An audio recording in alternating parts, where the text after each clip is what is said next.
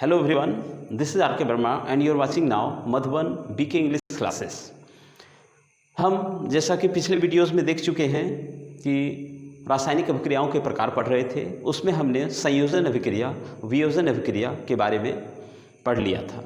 अब आज के वीडियो में हम देखने वाले हैं डिस्प्लेसमेंट रिएक्शन, यानी कि विस्थापन अभिक्रिया।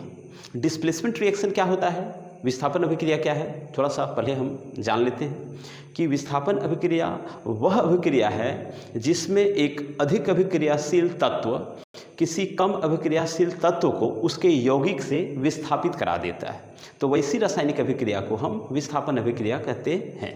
Yes, displacement reaction is a reaction in which a highly reactive element displaces a low reactive element from its compound, so that reaction is known as displacement reaction। आइए जानते हैं, हम कुछ उदाहरणों से इसे समझने का प्रयास करते हैं।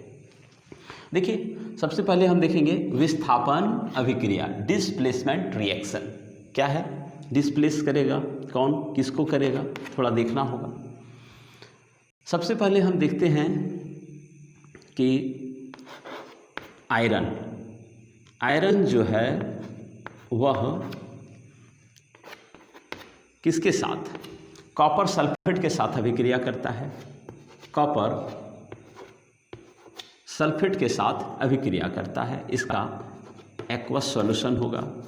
तो यह बनाता क्या है, जब आयरन कॉपर सल्फेट के साथ अभिक्रिया करता है तो आयरन सल्फेट का निर्माण होता है और इसका एक्वस सॉल्यूशन होता है।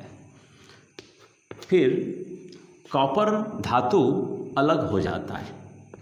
ध्यान दीजिएगा कि कॉपर यहाँ अलग हो रहा है। क्यों हो रहा है, देखिए, समझिए और जानिए। एक ही एग्जाम्पल में प्रयास कीजिए कि बिल्कुल इसे सटीक तरीके से दिमाग में बैठा लें, ताकि हम कभी भी न भूलें कि यहाँ आयरन जो एक अधिक अभिक्रियाशील धातु है, हाईली रिएक्टिव मेटल है, और यह कॉपर जो कम अभिक्रियाशील धातु है, कॉपर आयरन से कम अभिक्रियाशील है। अतः आयरन कॉपर को इसकी कंपाउंड कॉपर सल्फेट से विस्थापित कर देता है और कॉपर साइड हो जाता है, यानी कि अलग हो जाता है। कहाँ से, अपने कंपाउंड, अपने यौगिक से, और आयरन सल्फेट के साथ आयरन सल्फेट का निर्माण करता है और कॉपर अलग हो जाता है। तो इस प्रकार हम देखते हैं कि आयरन अधिक अभिक्रियाशील होने के कारण कॉपर को उसके यौगिक कॉपर सल्फेट से विस्थापित करा देता है। अतः इस अभिक्रिया को हम विस्थापन अभिक्रिया कहते हैं। जानिए ऐसा क्यों होता है, बड़ा ही इंटरेस्टिंग है। विस्थापित कैसे होता है, ध्यान दीजिए कि क्लास में 10th या 9th कोई भी बच्चे हों, जो पढ़ने वाले बच्चे होते हैं, अक्सर शरारती बच्चे जो तेज होते हैं वो आगे के बेंच में बैठने का प्रयास करते हैं हमेशा।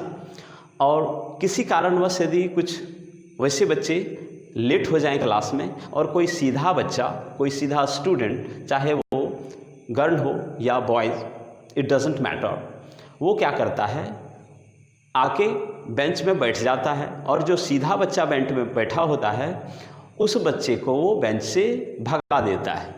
तो इसे आप ऐसे भी समझ सकते हैं कि उसे वह डिस्प्लेस कर दे रहा है।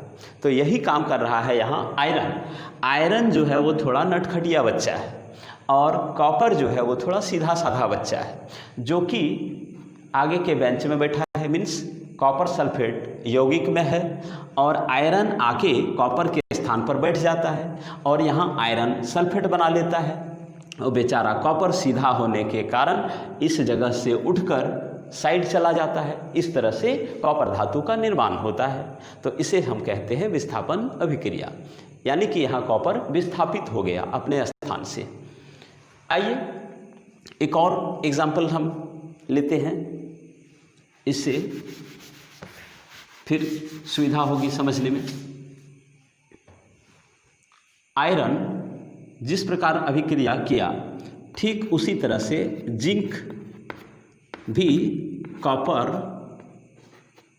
सल्फेट के विलयन से अभिक्रिया करके, ध्यान दीजिएगा कि जिंक भी ठीक उसी प्रकार कॉपर को कॉपर सल्फेट के विलयन से विस्थापित करा देगा और यह जिंक यहाँ जिंक सल्फेट का निर्माण करेगा। इसका एक्वस सॉल्यूशन होगा। जी हाँ, ये ब्रैकेट में AQ जो लिखा जाता है वह होता है एक्वस सॉल्यूशन, और S जहाँ लिखा होता है वह होता है सॉलिड, और G जहाँ लिखा होता है वह होता है गैस, उसे हम डिनोट करते हैं।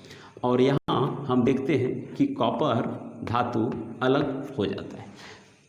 सिमिलरली जैसा हमने पिछले इक्वेशन में देखा, पिछले अभिक्रिया में देखा, वैसा ही बिल्कुल यहाँ भी हो रहा है, क्योंकि आयरन और जिंक कॉपर की तुलना में अधिक अभिक्रियाशील हैं, और ये अतः जिंक और आयरन दोनों अधिक अभिक्रियाशील होने के कारण जिंक भी कॉपर को कॉपर सल्फेट के विलयन से विस्थापित करा देता है, और यह जिंक इसके साथ खुद मिलकर जिंक सल्फेट का निर्माण कर लेता है। तो ऐसी अभिक्रियाओं को हम विस्थापन अभिक्रिया कहते हैं। अब आप और भी एग्जाम्पल्स हैं जिन्हें आप बुक में, टेक्स्ट बुक में आप देखें और धीरे धीरे समझने का प्रयास कीजिए, याद करने का प्रयास कीजिए, बहुत अच्छे तरीके से समझ में आपको आ जाएंगे। एक बार मैं पुनः रिपीट कर देना चाहता हूँ, फिर से देखिए।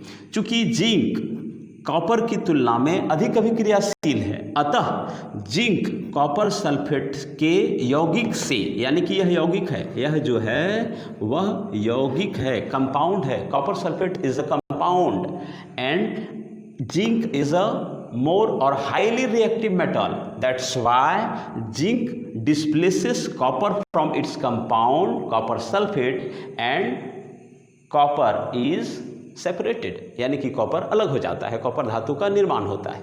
फिर से एक बार समझ लीजिए, जिंक कॉपर से अधिक अभिक्रियाशील है, अतः जिंक कॉपर को उसके यौगिक कॉपर सल्फेट से विस्थापित कर देता है।